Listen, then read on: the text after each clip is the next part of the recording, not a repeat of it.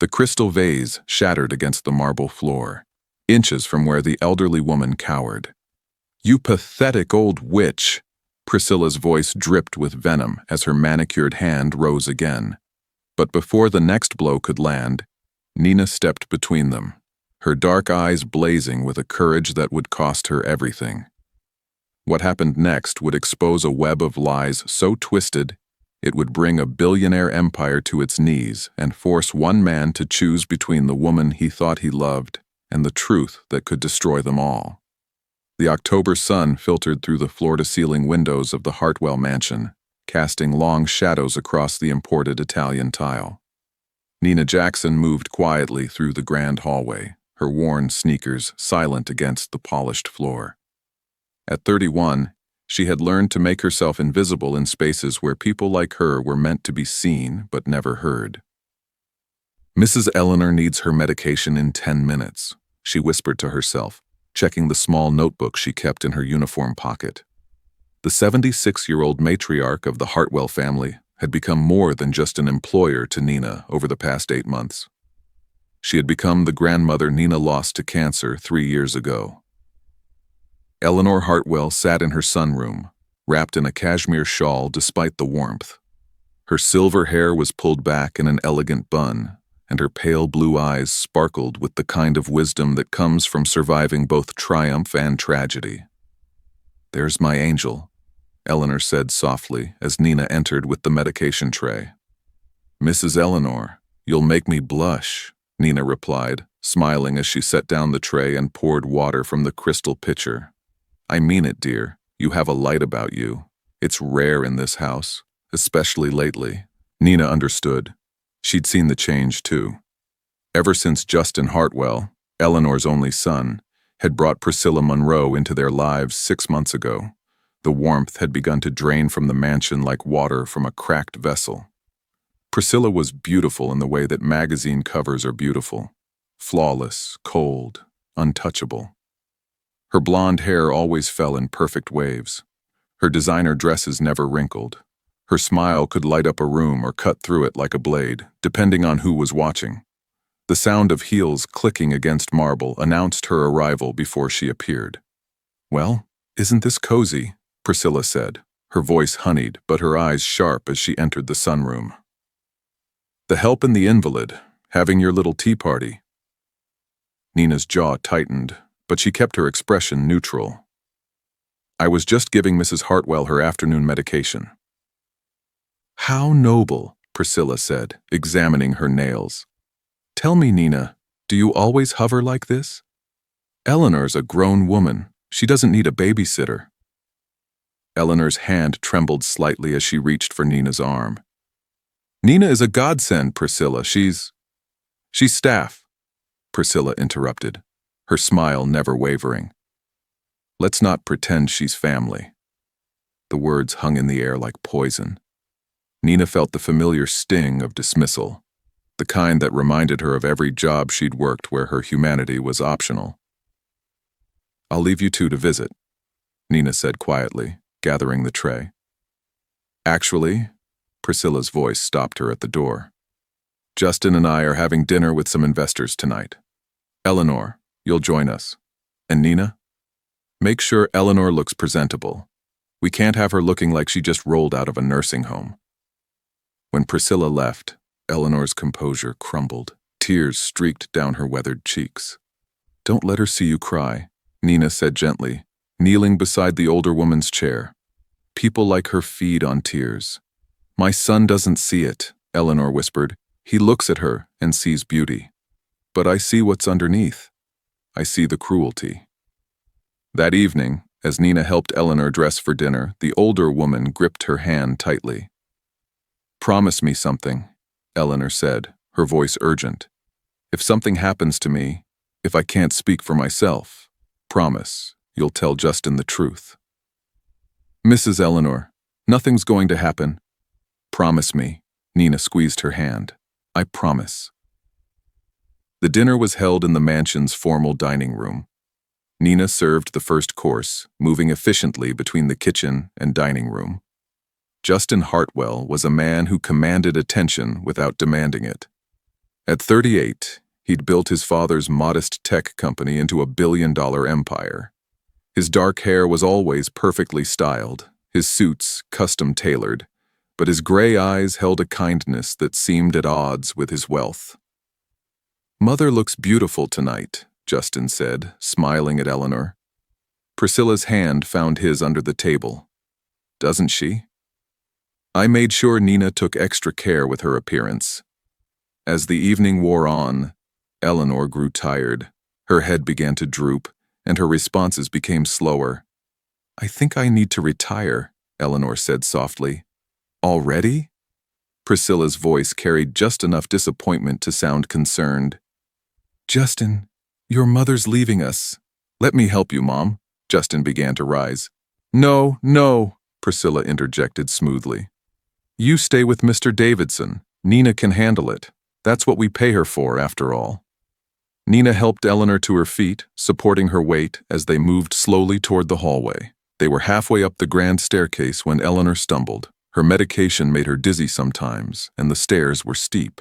"I've got you," Nina said, tightening her grip. "Just one step at a time." They reached the top of the stairs and turned toward Eleanor's suite. But Priscilla was already there, standing in the dim hallway like a ghost. "She's taking forever," Priscilla said coldly. "At this rate, Justin will think something's wrong." "Mrs. Hartwell just needs rest," Nina replied evenly. "Mrs. Hartwell needs to stop being such a burden," Priscilla snapped, her mask finally slipping completely. "She's pathetic, clinging to relevance in a house that's moved on without her." "That's enough," Nina said, her voice low but firm. Priscilla's eyes flashed with rage. "Don't you dare tell me what's enough. You're nothing, a nobody who cleans up after people who actually matter." Eleanor's legs buckled, whether from exhaustion or the emotional assault. Nina couldn't tell. She caught the older woman, lowering her gently to the floor. "Stay with me, Mrs. Eleanor," Nina whispered. Priscilla's heel connected with Eleanor's shoulder in a vicious kick.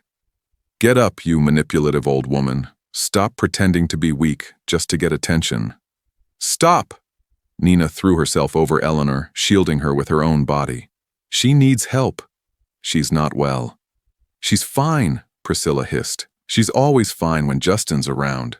It's just another performance." The next kick caught Nina in the ribs. Pain exploded through her side, but she didn't move. She kept her body between Priscilla and Eleanor, her arms wrapped protectively around the trembling woman. "You think you're a hero?" Priscilla grabbed Nina's hair, yanking her head back. "You think anyone will believe you over me?" "I don't care what they believe," Nina gasped. "I won't let you hurt her." The sound of footsteps on the stairs made them all freeze. Justin appeared, his expression shifting from concern to confusion as he took in the scene. His mother on the floor, Nina crouched over her, Priscilla standing above them both. "What the hell is going on?" His voice was controlled but edged with steel. Priscilla's transformation was instantaneous.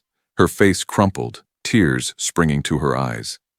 "Thank God you're here." "I tried to help, but Nina," she just snapped. "She pushed your mother down. I couldn't stop her."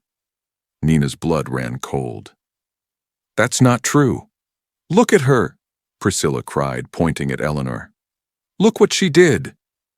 Justin's eyes moved from his crying fiancée to his mother, who lay silent and pale in Nina's arms, to Nina herself, whose uniform was disheveled and whose dark eyes blazed with desperation. "Mr. Hartwell, please listen," Nina began. "Get away from my mother." His voice was quiet, deadly. "Sir, I was protecting her. Priscilla was. I said get away from her." Nina's heart shattered, but she gently released Eleanor, her hands trembling as she backed away. Justin knelt beside his mother, his face pale with worry. "Mom, can you hear me?" Eleanor's lips moved, but no sound came out. Her eyes found Nina's, full of anguish and apology. Priscilla hovered behind Justin, her hand on his shoulder, her tears perfectly timed. "I'm so sorry, darling. I should have been more careful. I should have seen the signs that she was unstable." Justin's voice was cold, final. "You're fired. Pack your things and leave. Now." The words landed like blows. Nina opened her mouth to protest, to explain, but the look in his eyes stopped her. He had already decided. "Please," she whispered, "check on her. Don't leave her alone with—" "Get out!" Priscilla hissed, dropping the facade for just a moment. "Before I call the police and have you arrested for assault." Nina looked at Eleanor one more time. The older woman's eyes were closed now, tears streaming down her weathered cheeks. Then Nina turned and walked away, her footsteps echoing in the silent hallway. She gathered her few belongings from the staff quarters, changed out of her uniform, and left through the service entrance. Outside, the October night was cold. She sat in her old Honda Civic for a long time, hands gripping the steering wheel, before finally turning the key. As she drove away from the mansion, past the iron gates and manicured lawns, she whispered to the empty car, "I'm sorry, Mrs. Eleanor. I'm so sorry." The cheap motel room smelled of stale cigarettes and broken dreams. Nina sat on the edge of the sagging mattress, staring at her reflection in the spotted mirror. The bruise on her ribs throbbed with each breath. Her phone buzzed. Another bill collector. She silenced it and pulled out the worn photograph she kept in her wallet. Her mother, smiling in her own nurse's uniform, taken the year before cancer stole her away. "What would you do, Mama?" Nina whispered to the image. The answer came in memory, her mother's voice, steady and sure. "When you see wrong being done, baby girl, you speak up, even if your voice shakes, especially then." 3 days passed. 3 days of unanswered calls to Eleanor's private number. 3 days of checking news sites for any mention of the Hartwell family. On the 4th morning, her phone rang. An unknown number. "Hello? Miss Jackson?"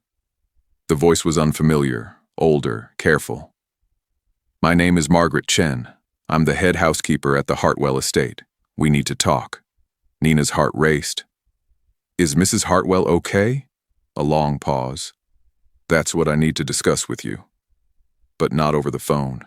Can you meet me at Riverside Park, the north entrance, in 1 hour?" The park was nearly empty when Nina arrived. Margaret Chen was easy to spot. A small, dignified woman in her 60s, sitting on a bench near the water. "Thank you for coming," Margaret said as Nina approached. "I wasn't sure you would." "Is Eleanor all right?" Nina asked immediately. Margaret's expression darkened. "She's declining. The doctor says it's stress and anxiety, but I know better. Miss Priscilla has been different since you left. Bolder, crueler." Nina's stomach twisted. "What do you mean?" "The first night after you were dismissed, I heard shouting from Mrs. Hartwell's room. When I went to check, Miss Priscilla was there, standing over her. Mrs. Hartwell was crying, begging her to leave, but Miss Priscilla just laughed." "And Justin?" "Mr. Hartwell works 18-hour days. When he's home, Miss Priscilla is all sweetness and light." Margaret pulled an envelope from her purse. "But I saw something. The security system, the cameras are still recording." Nina's breath caught. "You have footage. Not me. But I know where it's stored. The problem is, if I'm caught accessing it, I'll lose everything. But if someone else were to obtain it, someone who's already been terminated..." Understanding dawned. "You want me to get the footage?" "Mrs. Hartwell trusted you. And right now, she needs someone who isn't afraid to fight for her." Margaret's eyes were pleading. "I can get you into the house when everyone's gone. Next Tuesday, Mr. Hartwell has that conference in Atlanta. Miss Priscilla will be at her spa day." Nina should have said no, should have walked away and protected herself. But Eleanor's face haunted her dreams. "What time?" Nina asked. The mansion looked different in the gray Tuesday morning light. Nina's hands shook as she entered the security code Margaret had given her. The panel beeped, and the lock clicked open. "I'm here, Mrs. Eleanor," she whispered to the silent house. "I'm keeping my promise." The security office was in the basement. Hours passed as she navigated through folders and files, searching for the footage from that terrible night. Finally, she found it. The hallway camera. She held her breath and pressed play. The footage was grainy but clear enough. She watched herself helping Eleanor up the stairs, watched Priscilla appear, her face twisted with contempt. The audio was muffled but audible. She's pathetic, clinging to relevance in a house that's moved on without her. Then Eleanor, collapsing. Nina catching her, lowering her gently. And Priscilla's kick, brutal, deliberate, unmistakable. Nina's vision blurred with tears as she watched herself shield Eleanor, watched Priscilla yank her hair, watched the violence she'd endured. She copied the file to a flash drive with trembling hands. As she did, she noticed other folders, other dates. Curious, she opened one from 2 weeks earlier. The footage showed Priscilla alone with Eleanor in the sunroom. Eleanor was asleep in her chair. Priscilla stood over her, then picked up Eleanor's water glass and, with deliberate care, emptied a small bottle into it. Nina's blood ran cold. This wasn't just abuse, it was systematic. She copied that file too, and 2 others that showed similar incidents. She was so focused on the screen that she didn't hear the footsteps on the basement stairs. Well, well. What do we have here? Nina spun around. Priscilla stood in the doorway, her perfect hair pulled back, her beautiful face ugly with rage. You're supposed to be gone, Nina breathed. Canceled my appointment. Had a feeling something was off. Priscilla's eyes moved to the monitor. You stupid, stupid girl. Nina grabbed the flash drive and stood. I'm leaving. With my property? I don't think so. It's not your property. It's the truth. Truth? Priscilla laughed, the sound brittle and sharp. Truth is whatever the person with power says it is. Who do you think Justin will believe? His beautiful fiancée or the disgraced maid? Nina's mind raced. You're poisoning her. Slowly, deliberately. I saw the footage. For the first time, uncertainty flickered across Priscilla's face. You're insane. Am I? Or are you afraid that a talk screen might prove otherwise? The sound of a car in the driveway broke the standoff. Priscilla's eyes widened. Justin wasn't supposed to be back until tonight, Nina said. Perfect timing, Priscilla recovered quickly. He'll catch you red-handed, breaking into private property, stealing confidential files. But Nina was already moving. She pushed past Priscilla and ran up the basement stairs, the flash drive clutched in her fist. Behind her, Priscilla's shout echoed. Justin! She's here! She broke in! Nina burst into the main hallway just as Justin entered through the front door. Their eyes met. What are you doing here? His voice was hard, suspicious. Ask her, Nina said, breathing hard. Ask her what she's been doing to your mother. Priscilla appeared, tears already streaming. She broke in, Justin. I caught her in the security office, stealing footage. She's probably been planning this revenge. Show him, Nina interrupted, holding up the flash drive. Show him what I stole. Justin's expression was unreadable. For a long moment, he said nothing. Then, security office. Now, both of you. They descended in tense silence. In the small room, Justin inserted the flash drive. Nina stood behind him, heart pounding. Priscilla remained in the doorway, her mask beginning to crack. The first video played. The hallway, the stairs, Eleanor collapsing, Nina catching her, and then Priscilla's kick, clear and unmistakable. Justin's body went rigid. Wait, Priscilla began. Don't. His voice was barely above a whisper. Don't say a word. He played the next video. Priscilla poisoning Eleanor's water, then another, and another. When the final video ended, Justin sat motionless, staring at the blank screen. Finally, he spoke, his voice hollow. How long? Since I moved in, Priscilla said, and for the first time her voice held no pretense. She was in my way. Always watching, always judging. I just wanted her gone. Justin stood slowly. When he turned to face Priscilla, his expression was cold, empty rage. Get out! Justin, please. I'm calling the police. You have 30 seconds to leave before I have you arrested for assault and attempted murder." She fled. The silence that followed was deafening. Justin moved like a man in a nightmare, climbing the stairs to Eleanor's suite. Nina followed at a distance. Eleanor was in her bed, pale and frail, her breathing shallow, but when she saw Justin's face, her eyes filled with tears. "I'm sorry, Mom," he whispered, taking her hand. "I'm so sorry I didn't see it. I should have believed." His voice broke. Eleanor's gaze moved past him to Nina, standing in the doorway. She smiled weakly and mouthed 2 words, "Thank you." The hospital room smelled of antiseptic and fear. Eleanor Hartwell lay in the bed, hooked up to monitors that beeped rhythmically. Nina sat in the corner chair, having refused to leave. "You should rest," Justin said.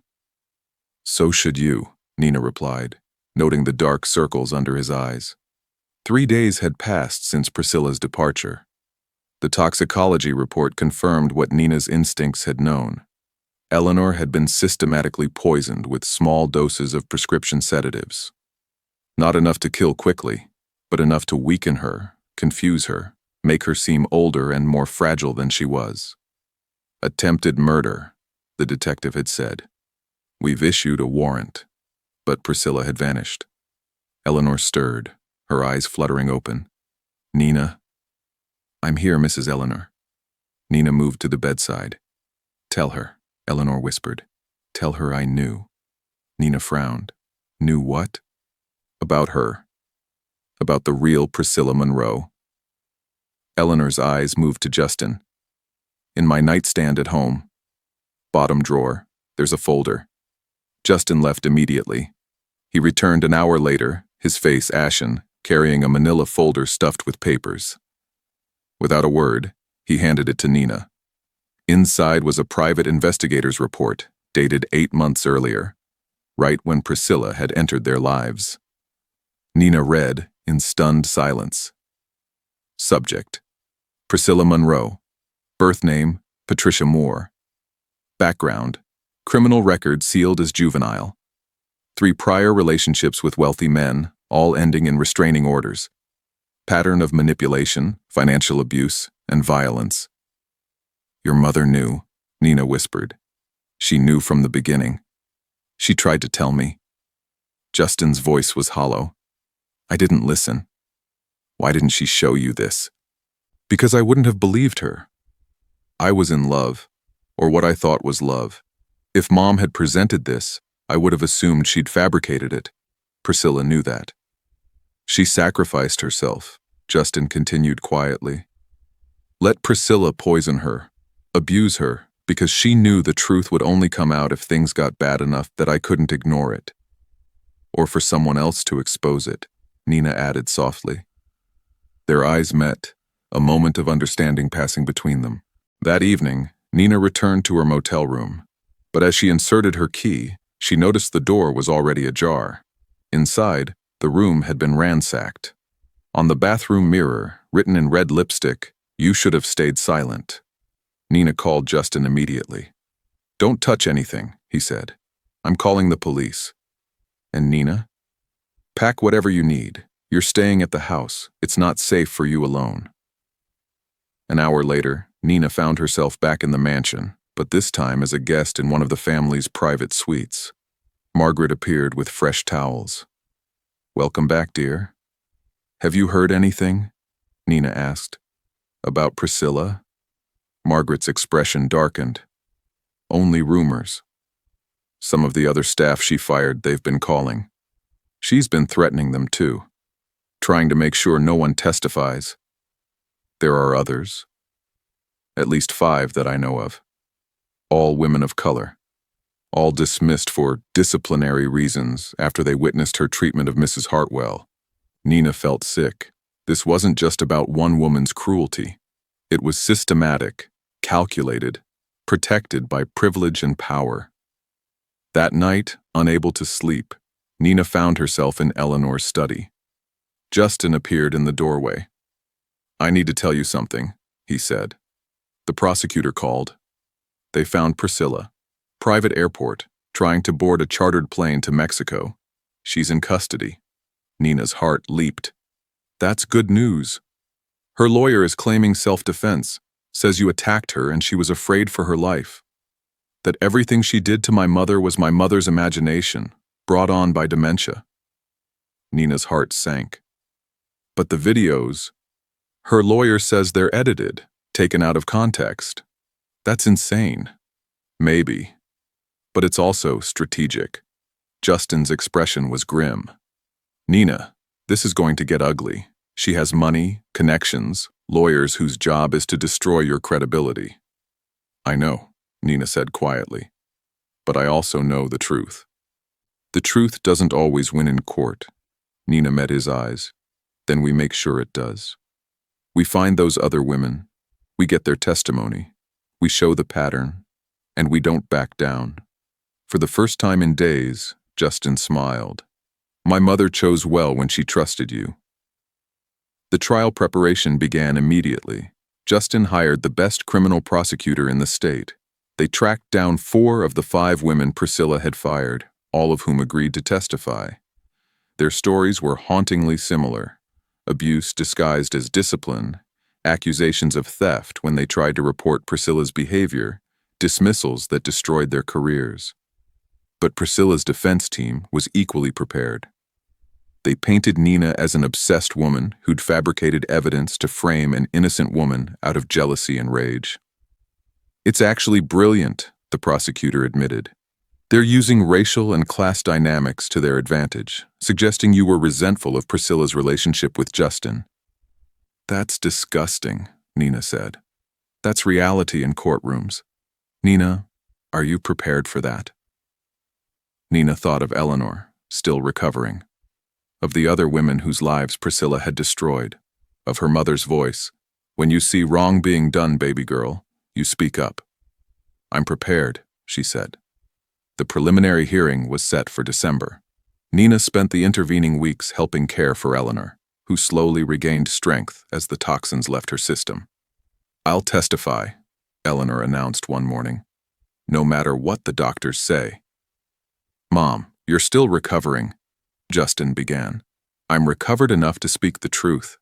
That woman tried to kill me. I won't let her get away with it. On the day of the hearing, the courthouse was packed. News cameras lined the street. The story had captured national attention. Wealthy socialite versus black maid, privilege versus justice. Nina wore a simple navy dress, her hair pulled back, her face bare of makeup. She looked small next to Priscilla's high-powered legal team, but her spine was straight. Priscilla arrived in designer clothes and perfect makeup, playing the victim with practiced ease. She didn't look at Nina once. Eleanor's testimony was devastating. Despite her frailty, her voice was strong, her memory sharp. She described months of abuse, of being told she was crazy, of watching helplessly as Nina was fired for protecting her. That young woman saved my life, Eleanor said, pointing at Nina. And she lost everything for doing it. If that's not heroism, I don't know what is. Then came the videos. The courtroom fell silent as the footage played. Every kick, every cruel word, every deliberate act of poisoning captured in grainy black and white. There was no denying it. When Nina took the stand, Priscilla's lawyer attacked viciously. Isn't it true you were fired for poor performance? No. Isn't it true you harbored romantic feelings for Mr. Hartwell? No. Isn't it true you accessed that security footage illegally? Nina paused, her eyes finding Eleanor's in the gallery. The older woman nodded encouragement. I entered the home with permission from staff, Nina said clearly. And yes, I accessed footage that proved an elderly woman was being systematically poisoned and abused. If that makes me a criminal, then I'll accept that label. Because saving a life is more important than following rules designed to protect abusers. A murmur rippled through the courtroom. The judge banged his gavel. You expect this court to believe you had no ulterior motive? Nina leaned forward. I expect this court to watch the evidence and see the truth. I don't need you to believe my motives. The facts speak for themselves. The facts are that you're a disgruntled former employee. The facts, Nina interrupted, her voice rising, are that a 76-year-old woman was being slowly murdered in her own home. The facts are that I did the only thing any decent human being would do. I protected her. And the facts are that you're standing here, being paid a fortune to convince people that cruelty and violence are somehow acceptable when committed by someone wealthy and beautiful. The courtroom erupted. Nina saw it. The shift in the room. The jury leaning forward, paying attention not to the expensive suit and prepared questions, but to the truth in her words. Over the next 2 weeks, the other women testified. Their stories formed a pattern so clear, so undeniable, that even Priscilla's expensive lawyers couldn't obscure it. Rose, a Jamaican housekeeper fired after reporting bruises on Eleanor. Lisa, a Filipino cook dismissed for stealing after witnessing Priscilla screaming at Eleanor. Marie, a Haitian nurse let go for incompetence when she questioned Eleanor's sudden decline. Each woman had been silenced, discredited, erased. Until now. The prosecution's closing argument was simple. This case isn't complicated. We have video evidence of assault. We have medical evidence of poisoning. We have a pattern of abuse spanning months, witnessed by multiple people. Ask yourselves, what's more likely, that they're all lying, or that privilege and power tried to bury the truth and failed? The jury deliberated for 6 hours. Nina sat in the courthouse cafeteria, unable to eat, unable to think. Justin sat across from her, equally silent. "Whatever happens," Justin said finally, "I want you to know something. My mother's foundation, I want you to run it." Nina looked up, startled. "What?" "The Clara Trust. It provides support for domestic workers, caregivers, people who do the hardest, most invisible work. You've shown more courage and integrity than anyone I've ever met. That's who should be leading it." Before Nina could respond, the bailiff appeared. "Jury's back." They filed into the courtroom. Priscilla sat rigid at the defense table, her composure finally showing cracks. "Has the jury reached a verdict?" the judge asked. "We have, Your Honor." Nina's world narrowed to a single point. On the charge of attempted murder in the first degree, we find the defendant guilty. The courtroom exploded. Priscilla's face went white. On the charges of assault, battery, and criminal poisoning, we find the defendant guilty on all counts. Nina couldn't breathe. She felt Justin's hand on her shoulder, grounding her. Priscilla was led away in handcuffs. As she passed Nina's table, their eyes met one last time. Nina saw emptiness. Priscilla had built her entire life on manipulation and lies, and now there was nothing underneath. No remorse. No humanity. Just void. Outside the courthouse, cameras flashed and reporters shouted questions. Nina stood on the steps, flanked by Justin and Eleanor. "Miss Jackson, how do you feel? What message does this verdict send?" Nina raised her hand, and the chaos quieted. "Today isn't about me," she said. "It's about every person who's been silenced, dismissed, or punished for speaking truth to power. It's about domestic workers, caregivers, and service employees who see things no one else sees and have no voice when they try to report them. This verdict says that your truth matters, that you matter, regardless of your income, your accent, or the color of your skin." She paused. "But this isn't over. Abusers count on victims being too afraid or too tired to fight back. We have to change that, not just in courtrooms, but in homes, workplaces, and communities everywhere." Eleanor squeezed her hand. "Well said, my dear." That evening, back at the mansion, they sat together in Eleanor's study. "You know," Eleanor said thoughtfully, "when I was a young nurse, I learned that healing isn't about erasing wounds. It's about acknowledging them, treating them properly, and giving them time to close. We've acknowledged what happened. Now comes the healing." Justin poured 3 glasses of wine. "To truth. To courage," Eleanor added. Nina raised hers last. "To second chances." 3 months later. The Clara Trust Foundation opened its doors on a crisp February morning. The building was modest but warm, welcoming, staffed entirely by people who understood struggle. Nina stood at the front desk when the bell above the door chimed. A young woman entered, Hispanic, early 20s, her eyes darting nervously. "Can I help you?" Nina asked gently. I don't know." The woman's voice trembled. "I work for a family. Good people, I thought. But the wife, she's been hurting the grandmother. And when I tried to say something, they fired me. Said I was lying. Now I can't find work anywhere."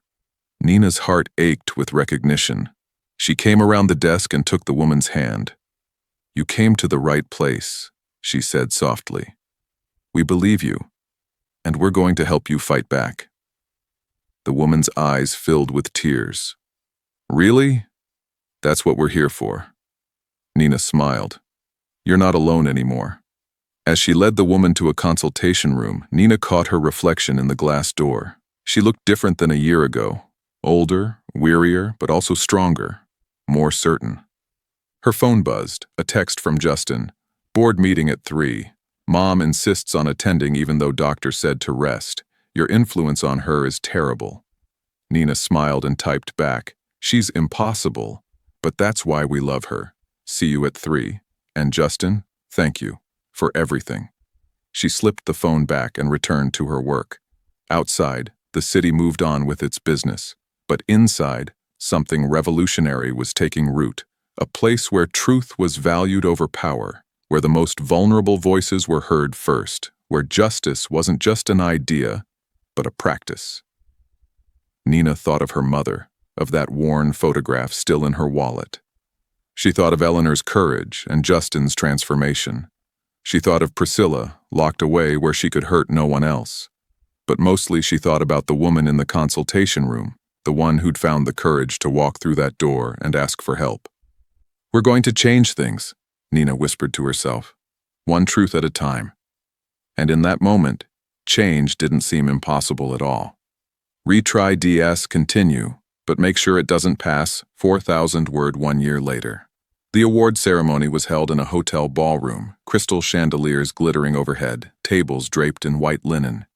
Nina felt out of place in her borrowed evening gown, but Eleanor's hand on her arm steadied her. "Breathe, dear," Eleanor whispered. "You've faced worse than a room full of philanthropists." Nina laughed softly. "Barely." The MC took the stage. "Tonight, we honor individuals who've made extraordinary contributions to social justice. Our next award goes to someone who risked everything to protect the vulnerable, and in doing so, inspired a movement. Please welcome Nina Jackson, founder and director of the Clara Trust Foundation." Applause erupted. Nina walked to the stage on trembling legs, accepting the glass trophy that felt both too heavy and too light for what it represented. "When I was fired for protecting an elderly woman from abuse," she began, her voice steady despite her nerves, "I thought my life was over. I thought I'd lost everything. But what I actually lost was the illusion that staying silent keeps you safe. Silence doesn't protect us. It protects abusers." She looked out at the audience, finding Eleanor's proud face, Justin's supportive smile. "This award isn't mine alone. It belongs to every domestic worker who's ever been afraid to speak up, to every caregiver who's witnessed abuse and reported it, knowing they'd face retaliation, to everyone who chose truth over safety." Her voice strengthened. "We are building a world where protecting someone doesn't cost you everything, where your word matters just as much as anyone else's, where justice isn't determined by the size of your bank account." She raised the trophy. "This is for all of us. And we're just getting started." The standing ovation lasted 5 minutes. Later, as the evening wound down, Nina found herself on the hotel balcony, looking out over the city lights. Justin joined her, 2 glasses of champagne in hand. "Quite a speech," he said, offering her a glass. "I meant every word." "I know. That's what made it powerful." He paused. "My mother wanted me to tell you something. She's too proud to say it herself." "What's that?" "That you saved her life twice. Once when you protected her from Priscilla, and again when you showed her that goodness still exists in the world." Nina's eyes stung with sudden tears. "She saved mine too," gave me purpose when I thought I had none left." They stood in comfortable silence, watching the city breathe below them. "Do you ever think about that night?" Justin asked, "when you found the footage?" "Every day, but not with regret, with gratitude." "Gratitude?" Nina smiled. "Because it taught me something important. The truth will cost you. It will take things from you. But what it gives back, integrity, peace, the ability to look yourself in the mirror, that's priceless." Justin nodded slowly. "My mother says you're the daughter she never had. And she's the mother I needed when I lost mine." From inside, Eleanor's laughter rang out, strong, vibrant, alive. They turned to see her holding court with a group of young activists, her pale blue eyes sparkling with the same fire that had helped her survive her darkest days. "She's remarkable," Justin said. "She always was," Nina replied. "The world just wasn't paying attention." As the night deepened and the celebration continued, Nina felt something settle in her chest. Not closure exactly, but completion. The story that began with violence and betrayal had transformed into something beautiful, a foundation that had already helped over 200 workers, a movement that was changing laws, and most importantly, a community of people who refused to let injustice thrive in silence. Priscilla was serving her sentence, her appeals denied. The truth was out, the pattern exposed, and countless women were finding their voices because one woman had refused to be silenced. Nina thought about the young woman who'd walked through the foundation's doors that first day, terrified and alone. She was working now, at a new job with employers who valued and respected her. She'd testified against her former employer, and with the foundation's legal support, she'd won. There would be more like her, more battles to fight, more truths to uncover. But Nina was ready, because she'd learned the most important lesson of all, that speaking up might cost you everything in the moment, but staying silent costs you something far more precious, your soul. And she would never, ever pay that price again. The end. If this story resonated with you, you're part of the change we need. Subscribe, share, and keep fighting for truth. Because stories like Nina's aren't just entertainment. They're reminders that ordinary people can do extraordinary things when they refuse to look away from injustice. What will you do with your voice? Let us know in the comments. And remember, the most powerful thing you can do is stand up for someone who can't stand up for themselves. Be someone's Nina today.